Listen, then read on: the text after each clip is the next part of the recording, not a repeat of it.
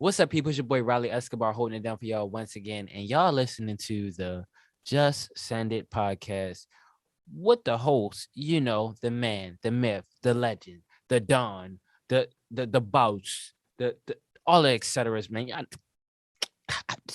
Y'all know what time it is. It's your boy Riley Escobar, and this is episode 9. So without further ado, we actually gonna get into the show. So uh what we gonna do? Oh yeah. Cue intro, please.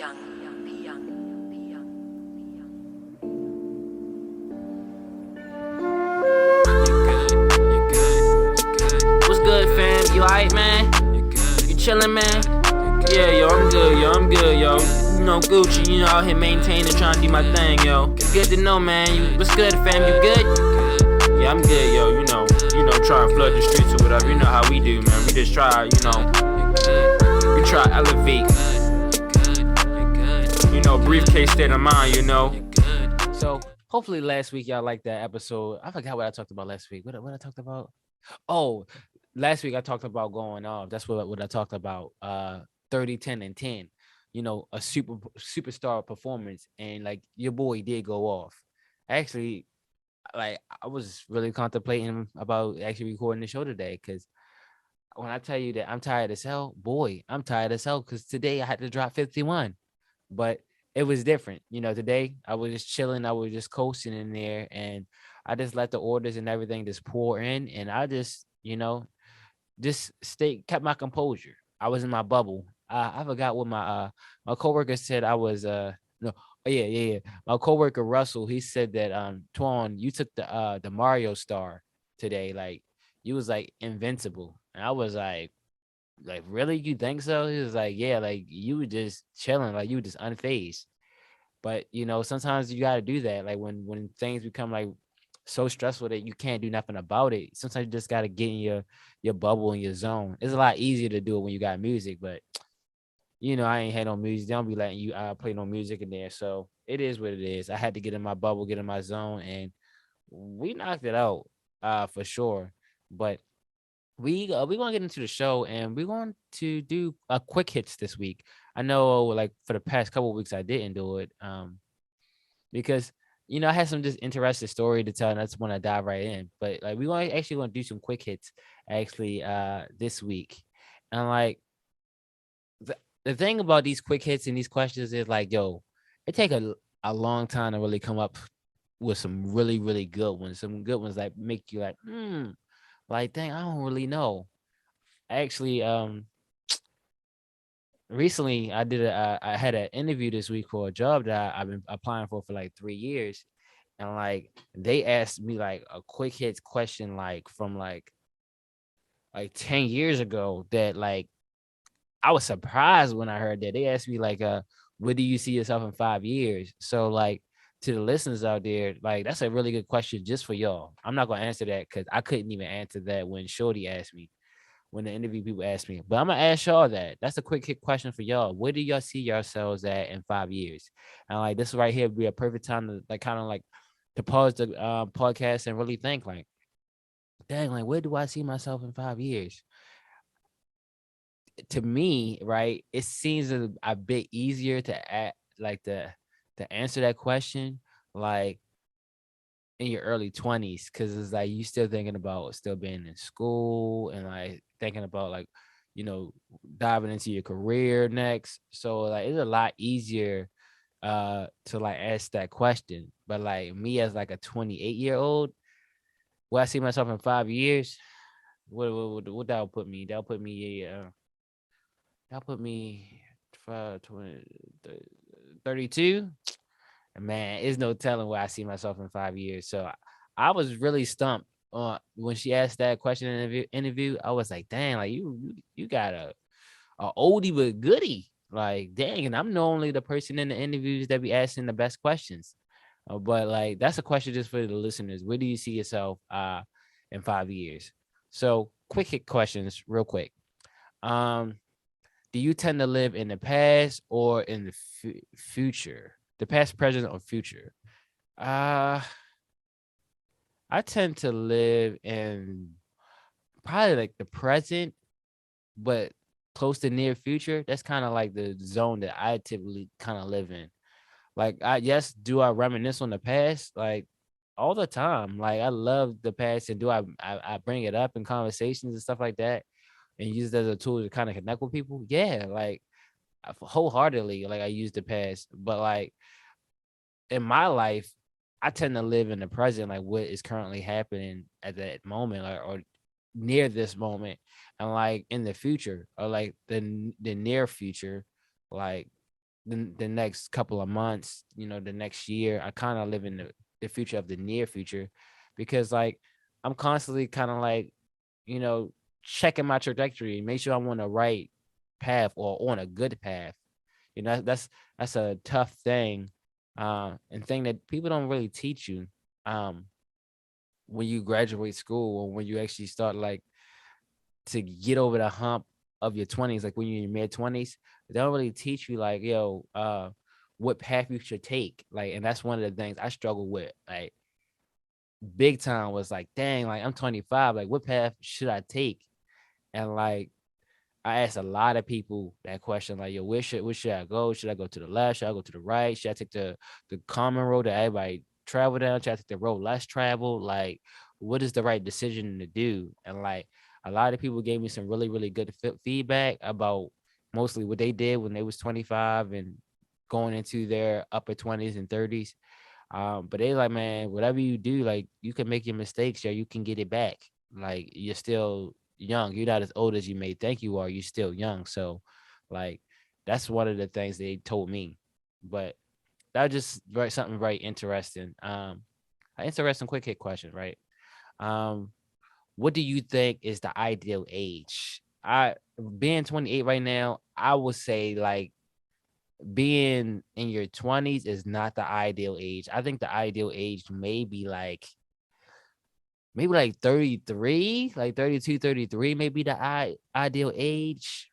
Maybe 35. It's like you're not too far removed from your 20s, but you're not too far deep into your 30s. So maybe like the early 30s, maybe the ideal age, because you kind of got the best of both worlds. Well, I think you will have the best of both worlds at that point in life. Like you'll have, money and resources can make moves, but you also have still like some freedom.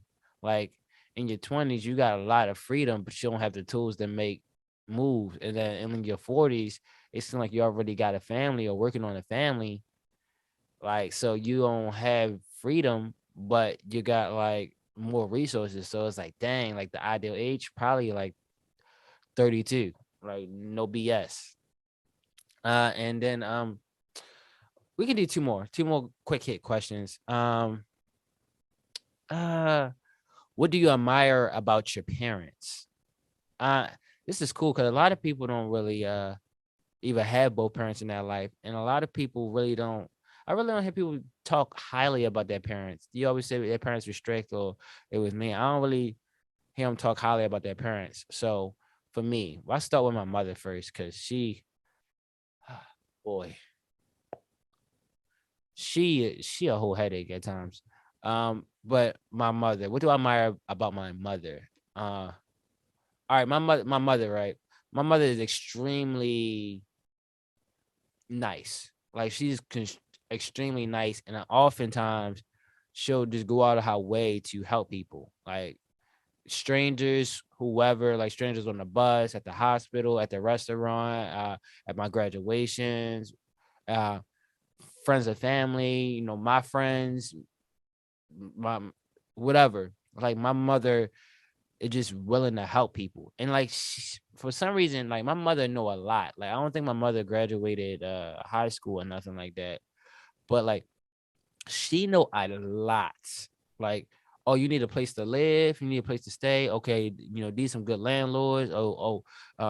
You having trouble with your BG&E bill? Like, okay, this is energy. You can call energy assistance. Talk to this person, and they'll look out for you. Oh, you hungry? Oh, go to this church on this day to get some food.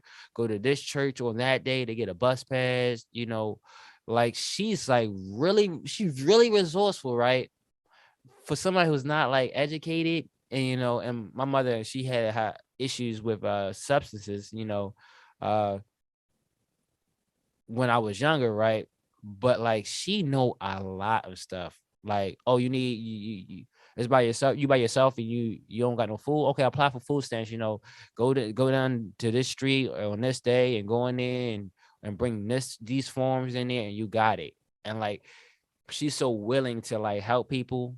Like sometimes it can be a little bit too much. The type of people that like they like to do the woe is me stories. Like they like to like, oh, woe is me. Like I don't got no food, or woe is me. I don't got no way to get to and from work. So people could be like, oh yeah, here goes some food, or here goes some cash for some food, or oh yeah, I'll take you to work. Like no, my mother like, oh, you need some food? Okay, go to the church, to get some food, or go with me to the church and get some food, or you need a bus pass? Oh, go with me to the church and get the bus pass. They'll give you a bus pass for the whole month. And like those people, the whole time, those people they kind of cap and like they don't want to actually take the steps to go and take care of it. They just want, the pity party. I want you to just give it to them in their hand, like give them the actually thing that they need, or take them there. And like when my mother try to be nice to him, maybe she can't read the room. My mother talk a lot, and she just a lot of times she don't be paying attention. She mean a lot, but she don't be paying attention. She don't be reading the room like mine. They didn't want your help. They don't want help. They just wanted to complain. Like, and my mother like, why were they so upset? And I'm looking like they was upset at you because you was actually giving them a way out, and they ain't want that. You feel me? They wanted to complain. So like, you just gotta let them complain. Like they know what the resources that you gave it to them. So that's what I admire about my mother. She's very helpful to people. Very, very helpful. And my father. I have a tough time finding what do I admire about my father. Well, I gotta say that my father was at least I my father was a nice person to be around, and he seemed like he was a very cool and chill dude. Like I didn't get a chance to like be around my father for a whole lot of time, but like just based off of like what my like family members say about him and what people say about him, they always said my father was funny. He was funny, he was chill, he was entertaining. I never hear anybody speak any bad things about my father at all. Like my father stole something, or did somebody wrong, or destroyed somebody's stuff. He always like looked out for people. And my father was a mechanic, so he always like was the person that, oh, something wrong with your car, bring it past the shop. I'm down here on Fulton, I'll look at it. He'll look at people's cars and stuff like that, and help them fix them, especially like my siblings. He'll look at their cars and get them on the road, and no problem. So I think my father was a great person. I never heard anybody speak ill of him at all. And like I think that's the thing that I admire about like my father. So those are both my parents. Um and I think the last two quick hit questions. This first one is easy. What is your simple pleasures? My simple pleasures, of course, is coffee. I think coffee is like my simple pleasures. And these blueberry muffins that they be having, that we used to have back in the day in school, that they used to warm up, the blueberry ones, the apple cinnamon ones. Um, those are my simple pleasures. Them joints be tasting so good. Oh my god. Those are my simple pleasures. And then the last quick hit question, this is gonna be the last one, is what do you complain about more than anything else? What do I complain about more than anything else? I think what I complain about more than anything else is just people, bro. Cause especially like just stupid people, bro. Like I'll be like, yo, what do they be on sometimes, yo? That's the stuff that like this stupid stuff, like decisions or stupid decisions, or like stupid people. That's the stuff that I complain about the most. And like y'all hear me talk about work and stuff like that. It just like, yo, dang, like, yo, you cannot be this stupid. Or like, yo, why are you asking me this stupid question that you already know the answer to? That's the stuff I just don't like. And I complain about that whole like a lot. Like, I don't want to go on a huge rant right here, but like, that's it. Stupid questions to stupid people. Like, bro, like sometimes it just take a second to think. Like, you gotta think in your head, like, does this make sense? What I just done and what I'm about to do? No, it don't make sense. I'm not gonna do it. But it's like they do it and then we're like, dang, yo, that shit didn't make no fucking sense. And it's like, why did you do it? And it's like, I don't know why I did it. Get the fuck out of here. Like, that's the things that I just don't like.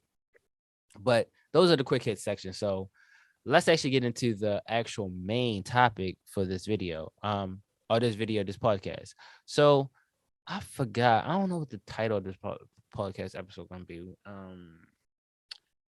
What we gonna call this? What we gonna call this? We gonna call this. Oh, I think I may call it like Big Swell or something like that, right? Something like that. Who knows? The topic of this episode is just what stage of life you're in, and this question came from like a list of like idea questions that I was gonna do for like future podcast episodes, or I was gonna like, I since I asked friends like questions like this to kind of see where their head is at, where that trajectory of their life is going, right? But the question is, what stage of life you're in, and like when I looked it up, right? Because I kind of do a little bit of research before I actually uh, record the show. I was like, dang, well, I'm 28, I'm right there, like in the middle, like in adulthood. I don't want to be in adulthood. All the adults that I meet and I come across, they don't want to be in adulthood. They wish they could go back and take this shit back because this shit ain't it. But I'm in like the middle stages. I'm in adulthood, right? So I looked it up and I found it was just interesting that certain certain websites kind of like break it into, three different phases, like while others break it into like five different stages. So I was like, dang, like there's levels to it, of course. But I like the idea of kind of like the early, medium, middle, late. That was kind of cool. I was like, oh, okay, cool. And the ones that's even further divided, those are like, okay, I'm probably like transition from this to this. But like as a 28-year-old, it seems like, right, I'm on the precipice of like a huge wave. Like, and like the best way I could kind of like describe the feeling, like using like some type of media or show or something like that, is like if you ever seen One Piece, right? If you ever seen like One Piece and what happened, like uh not Enies Lobby. I think the Capapelico, like when all the 12, is it 12? Yeah, when all the 12 supernovas, or is it 11? It's one of the two. It's 12 or 11 supernovas all meet up, right? To like get ready to leave and go to the new world. It's like, yo, that's kind of how I feel. Like, it feel like, oh shit, like things are about to just pop off. Like things about to be like pop off. Like things about to just start rolling and crazy stuff about to start happening, right?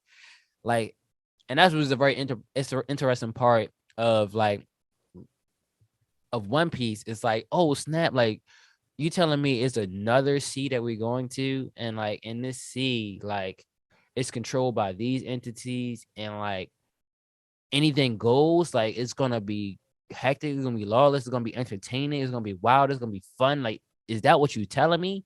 And it's like, yeah, that's what I'm telling you. And that's kind of how it feels like right now, kind of like being 28. It's like, dang, like I'm on the precipice of a huge wave. And it is it's kind of weird, right? It's kind of weird. I don't know if other people like who's like 25 and like older, right, between 25 and 30, is feeling like that same feeling, like, yo, something big is about to happen for my life, or I'm about to like really, really, really hit the ground, like running. But for some reason I do, and like I'm here for it. So like just thinking about that, it kind of takes me back like to my childhood. Like my childhood, right? if I was to like rate it on the scale from like 1 to 10, one being kind of like trash, one being straight up trash, not kind of trash, one being straight up trash, and then 10 being awesome, I would say that my childhood was like a strong 8. You know, Baltimore in the 90s and the early 2000s was lit. Like it was lit for me. Like I enjoyed it. I don't know anybody else. Baltimore City, not Baltimore County, not East Virginia. Baltimore City in the late 90s, early 2000s was lit. And I'm a 93 baby, so like 2000, I was like 7, right? But it was lit. Riding, fixing, stealing bikes was always entertaining. You either you your parents bought you a bike, somebody cousin that don't live around the way asked to hold it. You wasn't supposed to let them hold it. They stole your shit. You went home, you crying to ask your mother to get the bike back. Nobody don't know where this kid lived, who cousin it was. Your mother whooped your ass, or father whooped your ass when you got home for getting your bike stolen. And after that, you became the one thing that you was set to destroy in a way. You became that person stealing other people's bikes off that back porch, and then taking them home and spray painting them, or finding broken bikes in the alley and putting tires and wheels on them and fixing them and riding them. But it was wildly entertaining. Like it was wildly entertaining. It always kept you either with a project bike in the basement, which I did. I had a project bike in the basement. Actually, and my mother chewed me out. My mother chewed me out for having so many like bicycles in the basement. But like she didn't understand, like, yo, like one of them was my project bicycle that was gonna be a mountain bike with the shock seats, because they was rare. They was rare in the early 2000s, with the shock seats, good tires, good brakes. And then I had my rusty joint. I had my rusty hoopty bike, which was orange. My father gave it to me. It didn't shift properly, whatever. If it got stolen, if it got stolen while I went in the corner store or something like that, I wouldn't even be hurt. Like, oh, dang, y'all stole my orange bike. Okay, cool. With the messed up handlebars and this, and that. Okay, cool. You ain't getting my good joint. And then you got your BMX bike, of course, your 1 speed. They cool, but like when it comes to riding with the crew, they are not cool, because like you only got 1 speed. The crew going up hills, downhill. You need something that can keep up with them. You need that mountain bike. And then like there's a host of other bikes. Your Willy bike, typically a small bike that you can Willy easy. Yeah, like your Willy bike, because I wasn't that strong back then when I was young. I wasn't strong, so I couldn't get it up. Like, pause, but I couldn't lift it up. So like I had to kind of cheat with the Willy bike and that. So that joint, and then just bikes that you experimented on. But like, yeah, when the crew rolled out, you always had transportation. Now you always had a bike. Like, where we going? Are we going to Seven Lakes? Are we going down Greenmount?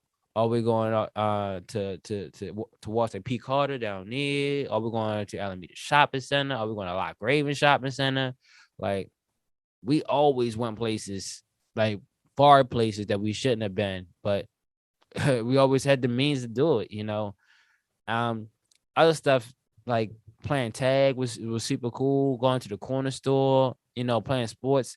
They always gave us. It was always was some type of activity to do, you know, and we always stay active. So like we wasn't.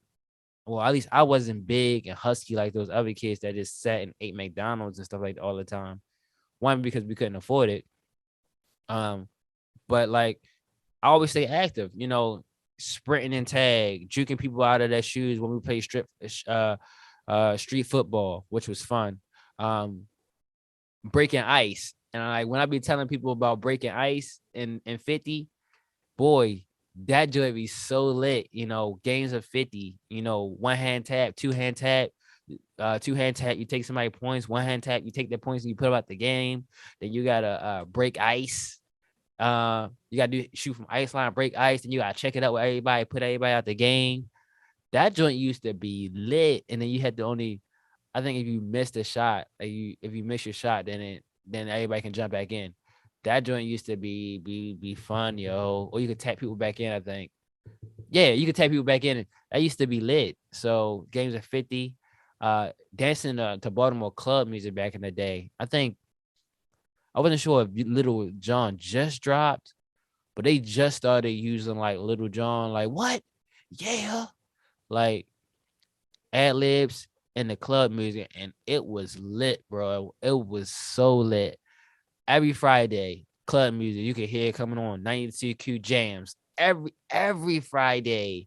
Like it was just cool. It was great times for me. But the supervision, like parental supervision, was very minimum. We was everywhere and did everything, and our parents did not know where we was at. Maybe because that's just the latchkey thing, and our parents was too busy working and stuff like that. But the only thing they do really check was, did you get in the house? Did you come in the house at night? Like that's the only thing they checked. They didn't have cell phones to call us and see what. Nah, it was like, yo, did you come home that night? Did you make it in? That was crazy. But then like the teenage years, right? I would say like the teenage years was maybe like a 5 out of 10. Like things was super ass. Like like ass of ass. Like less than ass. Like ass. Like ass. Like Big Sean, like ass. Like teenage years was just, you know, was ass. And I think it was asked because things cost money, and like for some reason I just didn't have it. Like I didn't have no money as a teenager. You just didn't have it, right? Like I had an allowance at one point, and then they took that away quick. Like then that joint was gone. It was like, we ain't gonna give y'all money to do regular shit y'all supposed to do. Like nah. So that allowance was cool. It lasted a couple weeks and then gone. And then, but my grandmother Murray, she did break us off, right? She broke us off $20.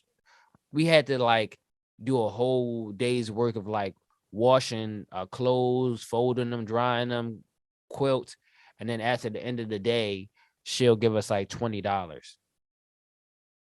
And now that I think about it, like, okay, that's cool and all that, grandma. Like, shout out to Grandma Murray, R.I.P. She no longer with us, but like, dang, like $20 is really small, and like it wasn't. It was that was like around like 06, 07, 08, 09, 010. Like that $20 was gone like the moment that shit touched your hand. So like I don't know. I gotta see what's up. Grandma was probably was getting over on us on the low or something like that. But that shit was kind of crazy. And then like if it wasn't the fall time, if it wasn't a big snowstorm, or you didn't have like a pressure washer and a bunch of water, like making money was kind of like out the questions in your teens. Like it was just out the questions. During the fall, you can probably like rake some leaves for some people but you didn't have bags to bag them up in. If they had bags to bag them up in, cool. Or if you can like finesse some money to go to Home Depot and get some bags to bag them up in, okay, you can make some money raking leaves, which we did. You can of course make money after snowstorms by getting out there, but like it was cold as hell. But like you can make some money out there cleaning off cars and shoveling driveways and parking spots. That was cool. And then sometimes like you can kind of make money washing cars during the summertime, but sometimes people be acting very finicky about you washing their car. But like if you didn't have that, making money was kind of like out the question. And then for some reason, when you was in your teens, like adult supervision just got crazy intense. Like your parents wanted to know where you was at, who you was hanging with, how long you was gonna beat it. They wanted to do everything. And now think about it, I could see why. I thought like, why would they be so fucking pressed, like as to like your whereabouts? But come to think about it, a lot of parents messed up in their teens. Like a lot of, especially young parents, messed up in their teens. They was having sex and stuff like that, and they got pregnant, right? So like they ain't messed up when they was young kids. They messed up when they was when they was teenagers. So that kind of makes sense now that I think about it. Like man, why they was so on like who you was hanging with, where you was at, what you was doing, and stuff like that, because they didn't want you to have no kids at a young age. So I can kind of feel that. But boy, was they tripping. Boy, they was tripping. And then for some reason, like my guardians always kind of wanted to know like where I was at, but like they didn't buy me a phone. Like they didn't buy me a cell phone though. So it's like, dang, I went from being a young kid able to chill miles and miles from home to like being like a teenager where I had to kind of like stick close to the crib. Like that was just weird. And then friendships during this phase was kind of weird as well. Well, it was tough. It was tough because like at school, a bump of people like fuck with you. Like people will just bump with you at school, which is cool. Like that's how it is. You dab people up, y'all jokes, y'all laugh, y'all have fun. But then when it's time to go home, nobody come outside after school. Like nobody come outside to hang, chill, or nothing. And it was like that was just kind of ass, right? But so that's why it was 5 out of 5 to me. But shout out to all the fam who like starred in those and one mixtapes that I made. That were the first and the second one, the skate videos, and that time we kind of like shot the boy Kobe with the BB gun. I think we still got it on YouTube somewhere. I think my sister YouTube, so I gotta look that up. But that joint was hilarious. Oh, oh, let's talk about that real quick. Cause I ain't gonna let that shit slide for a second. Yo, I was like 16 year old and I was 16 years old and I had two BB guns and a katana that I bought off a line using money that I hustled at school selling snacks. That is crazy. Like I don't maybe y'all need to let me know. Like, did y'all have like stuff that y'all wasn't supposed to have? My sister and like foster mother did not know I had like a BB gun that looks just like a Glock. Like I had a BB gun that looked just like a Glock that shot metal pellets at people, and an airsoft rifle that I had like tucked away, hidden in my closet, and a katana that I bought off a line. I think I bought it off of Amazon or something like that. Something crazy. Got it delivered to the house. Made sure I was the first person there. Got the package so they won't see my name on it. That joint is crazy. I forgot. I forgot. I think my sister Shirley. My sister Shirley. She took me to the bank to get a debit card, and I used the money that I hustled from school to put on a debit card. They use it. They pay. I was like, how the fuck did I buy something online? I ain't had no card. I did have a card. That's just crazy though. But y'all let me know. Like, did y'all ever do some stuff like that? And then my early 20s, if I was to rate it, I'll say the early 20s was like a 7. Like I finally had money, right, to do stuff. Like, unlike my teens, I had finally had money to do the stuff that I wanted to do. Um, but was kind of like weird was like I was getting a lot of money at that time, like a lot more money than the average, 20, 21, 22 year old is supposed to get. And it was just money from like going to school, like going to college. Like you go to college, they break you off with a check. But like being my situation, I was in foster care. My checks was like way bigger than just the average money that regular like college students was receiving. I was receiving about like at average like $3,000 a semester. Like I couldn't believe it. I was extremely blessed. Like I ain't gonna lie, I was blessed. Like I was big blessed.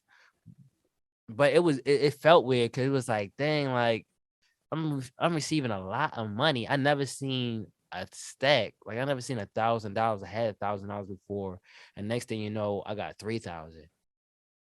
That joint was like extremely weird to me. So I was like, dang, like I don't know what to do. Like, what is the right thing to do? Because my mother really didn't have money. My mother didn't have thousands of dollars. My father, he didn't tell me, and we didn't talk about money. My grandmother, she didn't mention anything about money. So I'm looking like, man, like, what is the right thing to do? Should I, spend it on games, clothes, iPads, Apple Watches, iPhones, or like, should I just save all the money that I have for something big? And like, in the beginning, I saved every last dollar. Like I was super stingy with the joint, and it wasn't the right thing to do.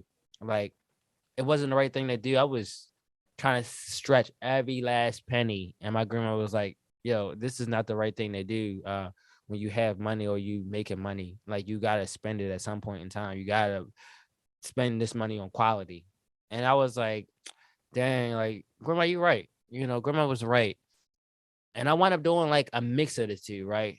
Um, I spent money. I spent the money on just good experiences, great experiences. That's what I spent the money on.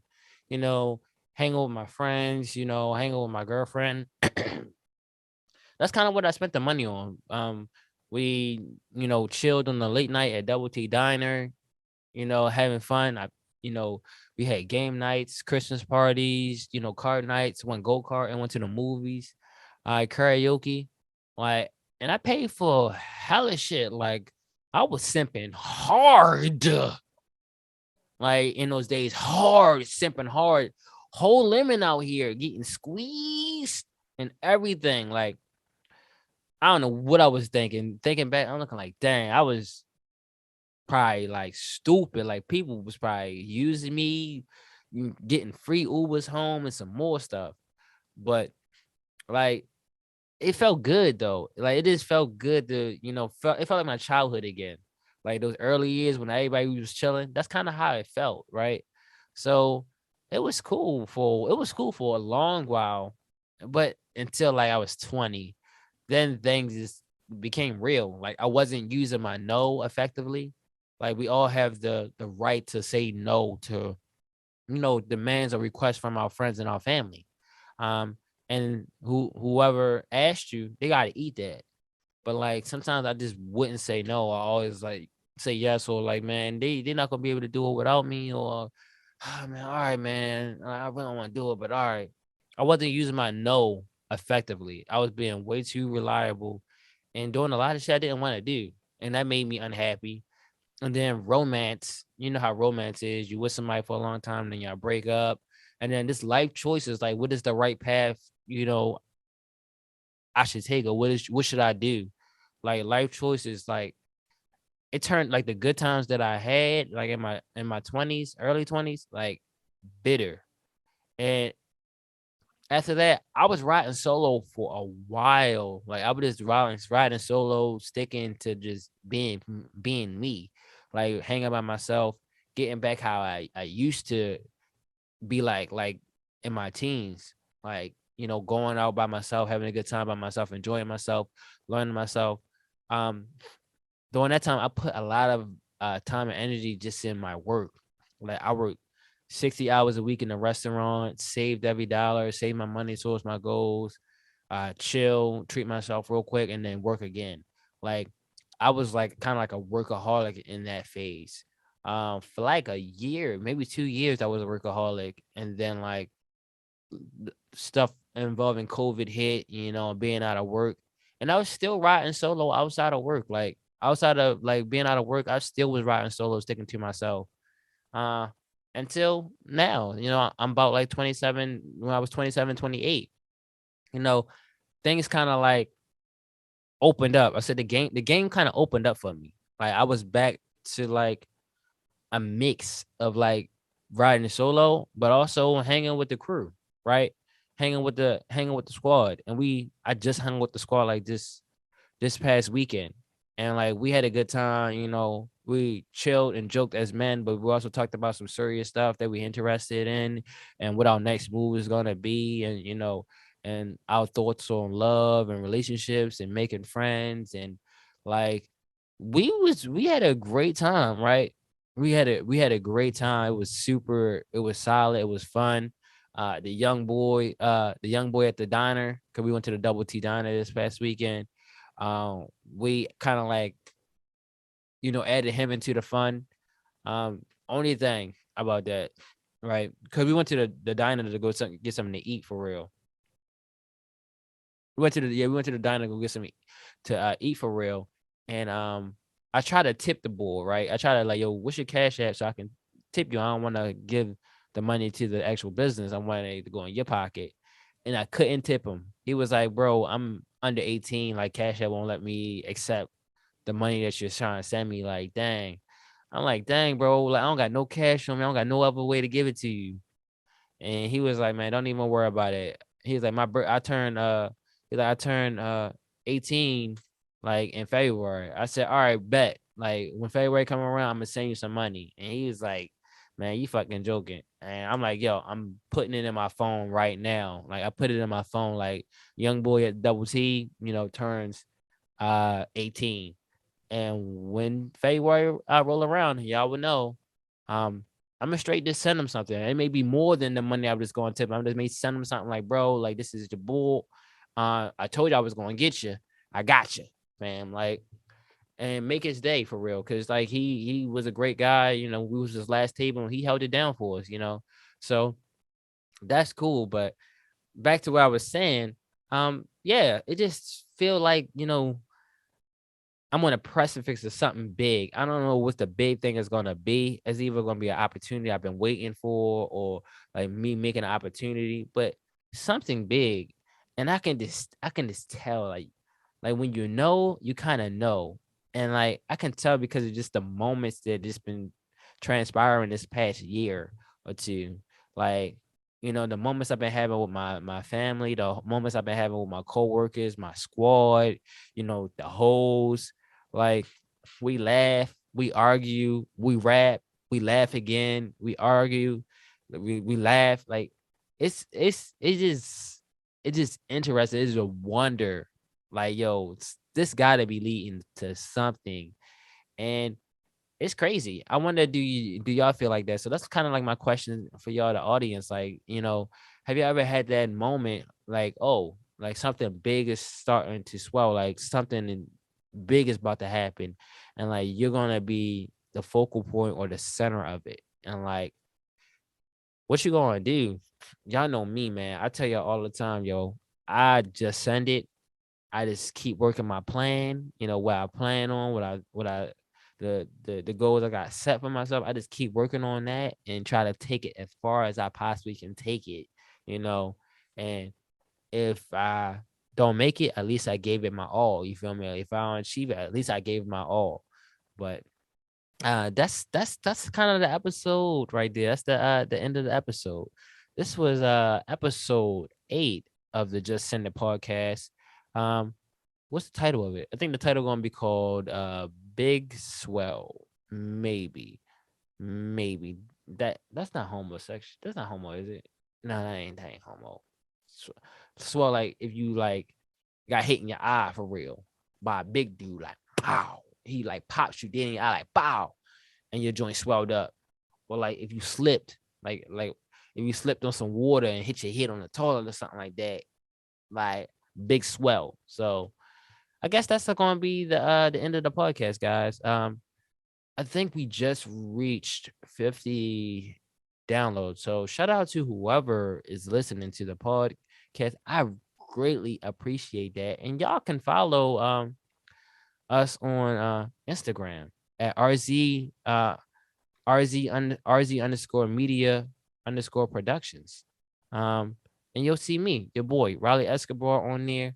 You'll see some clips of me on there. And you could talk to me on there for sure. If you want a podcast swap, if you just want to say, yo, hey, what's up, Esco? What are you working on? Or whatever. Or I got some good solid questions I wanna ask you. I want you to put on the pod. By all means, like you can send them there for sure. But this is episode 8, and without further ado, I'm actually out. Y'all enjoy y'all day.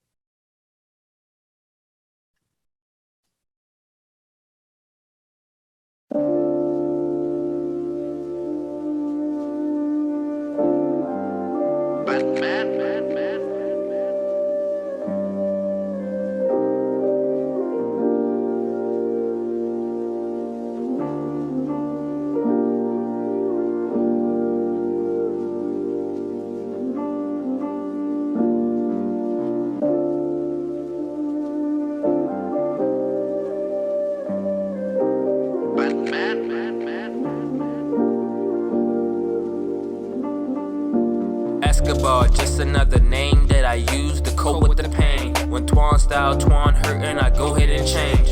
In my verses there are curses and feelings of pain that I tried to survive, some shit ain't a game. Others hear what I'm saying like you was the truth. Then others hear what I'm saying like this would be cool. Yo, my music is my soul, to tell you the truth. But y'all still bash my mixes, the shit that they do. I tried to lead the herd to water, the herd didn't drink. I'm tired of working with these bums, these niggas don't think. Stop charging to the breach, start using your flank. Stop thinking with your head, start using your brain. When I think about a biz, I'm thinking about Kane. And I'm college educated, this shit is just strange. When you try to build a biz, these niggas don't want it. But if you had a half an onion, the street would be bumping. 2019, it would feel with highs and lows. In 2020, I'ma see how far I can go. Told the struggle, bitching and complaining, shit adios. 1G, I'm going all in, so I'll compose. If I meet a girl in her 2020, stay grateful but still hungry, I'm gonna get involved. I thought in the teens I'll get the call. I went from overworked to being laid off. I wake up every day like it's a day off. Sometimes hard work pay off. Other times Kobe in the playoffs. It's just man at the fade, y'all. Nobody is riding my wave, dog. To the top is where a nigga headed. These years full of struggles, won't soon forget it.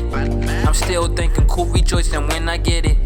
Until the back rows is where a nigga headed. Thank you fans for all the compliments. Cognac and caffeine may be the hottest shit. But wait for part 2, I'm bringing hotter shit. Trying to drop 7 on some powder shit. Losing my tolerance. Songs I've been ripping without the hollering. Still trying to fit the knowledge in. From start to fin. I guess I gotta lose before I can win.